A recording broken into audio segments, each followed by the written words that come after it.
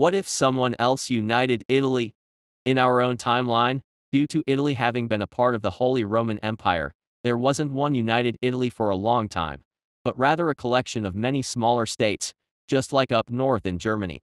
And just like in Germany, the Vienna Conference kept the status quo and only Piedmont Sardinia wasn't an Austrian client state.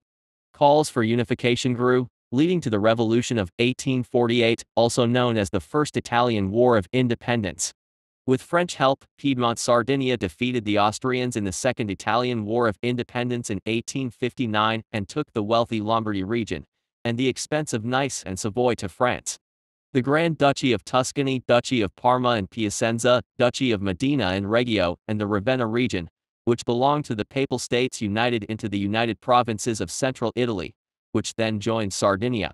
Just 2 years later, Garibaldi would launch the Expedition of the Thousand, in which he managed to crumple the Kingdom of Two Sicilies, all while Sardinia took March and Umbria from the Pope.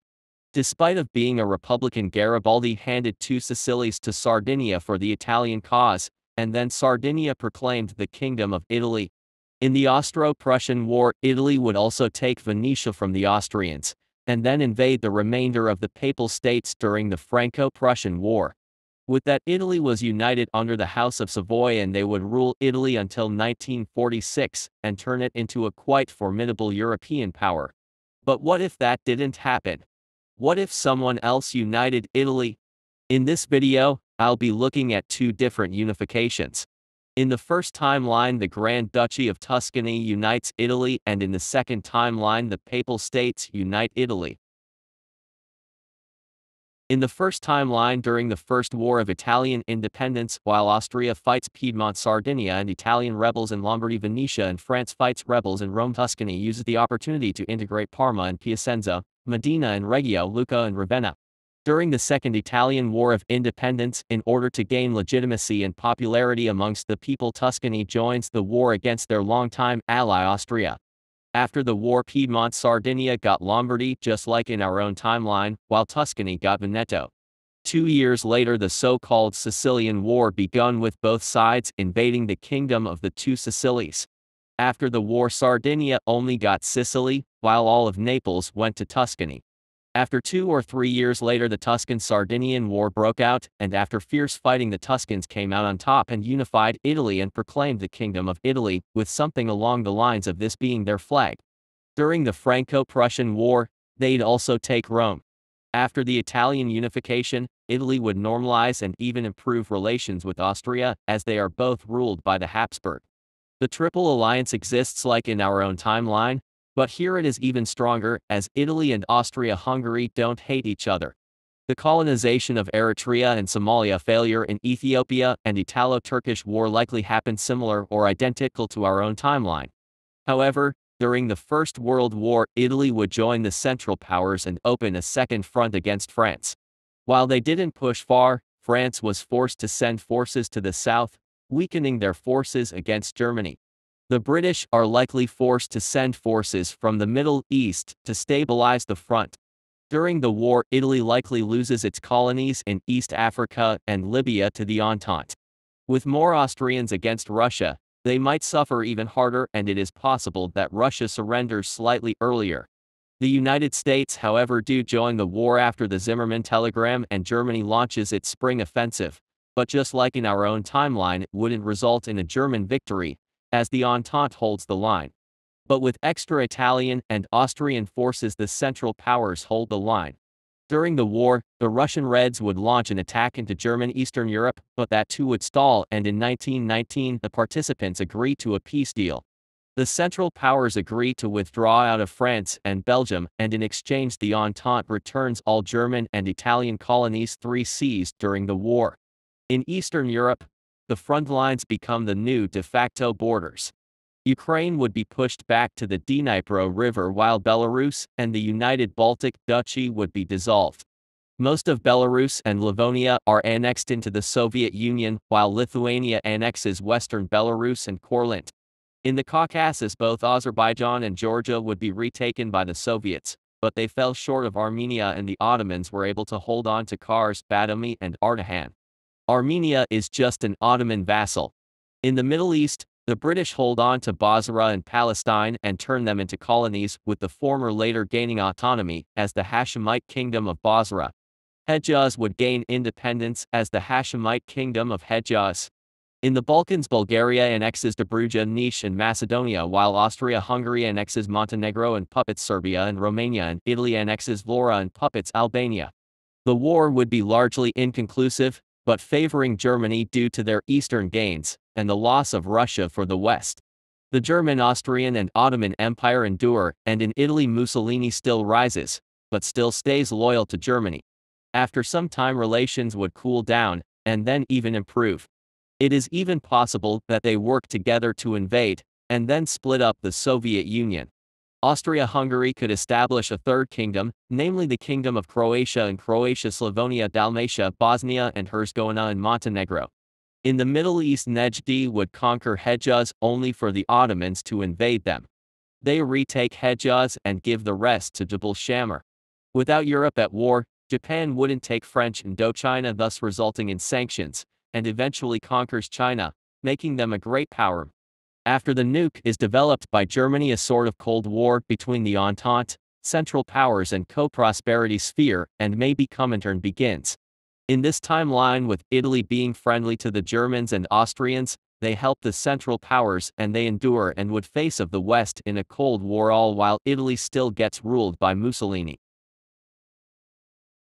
In the second timeline, during the First Italian War of Independence, the Pope declares war on Austria. This pleases the Italians, and instead of overthrowing him, they rally behind him and he quickly establishes himself as the leader of this revolution. This also gives the Italian support by other Catholic nations, especially France, while Austria has a harder time justifying the war to its mainly Catholic population and eventually is forced to back down and hand over Lombardy, Venetia. In Rome, the Holy Roman Federation would be established. The name is purposefully a notch to the Holy Roman Empire. But instead of an empire, this would be a federation. All the former Italian states, like Piedmont, Sardinia, Two Sicilies or Tuscany, remain and keep their monarchs and a lot of autonomy. The Pope only has control over foreign policy and the military. It is also possible that Sardinia and Sicily get additional autonomy from Naples and Turin. So very similar to the Holy Roman Empire or later Austria-Hungary. Lombardy, Venetia would be split into Lombardy and Venetia, but I can't what kind of government these two would have. It could be a republican one with Venice being ruled by a doge again, a foreign nobleman as ruler, or direct control from Rome. I doubt Rome would join the Crimean War, but the lack of Sardinian involvement wouldn't alter the war meaningfully. Nonetheless, they still give spiritual support to Catholic France without actually sending any troops themselves. The Holy Roman Federation also wouldn't join the Austro-Prussian War, bit just like with France gives spiritual support to Catholic Austria for fears of Lutheran Prussian rule over Catholic Germans. But unlike with France and Russia, this godly support just wasn't enough for Austria, and they still lose to Prussia. Prussia forms the North German Confederation, while the South remains independent. Austria still becomes Austria-Hungary. It is possible that in this timeline, during the Franco-Prussian War, the Pope might try to prevent southern Germany to join Prussia. With Hesse being majority Protestant and Baden and Württemberg, despite of being Catholic, being ruled by Lutherans, they probably wouldn't listen to the Pope, leaving only Bavaria, and I think thanks to peer pressure Bavaria too would join the German Empire. The culture war in Germany against Catholics would be even more intense. I doubt that the Pope would partake in the scramble for Africa. Eritrea would fall to France and Somalia to Britain while the Ottomans keep Libya. I doubt that the Pope joins the Triple Alliance as again, they hate Germany. Furthermore, they are neutral like Switzerland. Without an Italo-Turkish war, the Balkan Wars might not happen and the Ottomans hold on to their Balkan holdings. Furthermore, the coup of 1913 doesn't happen and so Enver Pasha doesn't rise to power. During the First World War, which still breaks out, Rome remains neutral as they oppose fighting any Catholics, including both France and Austria, bit condom actions against Catholics, like Germany and Belgium, or maybe Russia and Austria. With a weaker Serbia, they fall by 1914 and the Ottomans wouldn't join the war without Enver Pasha. Bulgaria also doesn't join. In 1916, Romania joins and still falls to Austria while Russia surrenders in 1917. The United States still join the war and it ends by 1918. After Germany, the Treaty of Versailles is identical to our own timeline, but Austria-Hungary gets altered. Yugoslavia might not get formed, but instead a Catholic Kingdom of Croatia and Slovenia and an Orthodox Kingdom of Serbia in Serbia. Bosnia would either get partitioned, go to a single state, or even gain independence. It's also possible for Austria to keep Slovenia and Hungary to keep parts of Transylvania. Austria also keeps South Tyrol. Italy doesn't turn to fascism, but the Second World War still breaks out.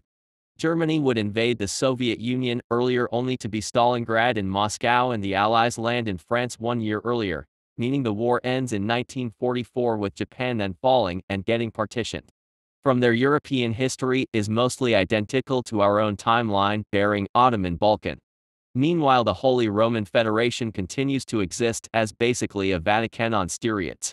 In this timeline, Italy would be ruled by the Pope and Yugoslavia wouldn't be formed, while the Ottoman Empire, the practical counterpart to the Holy Roman Federation, endures.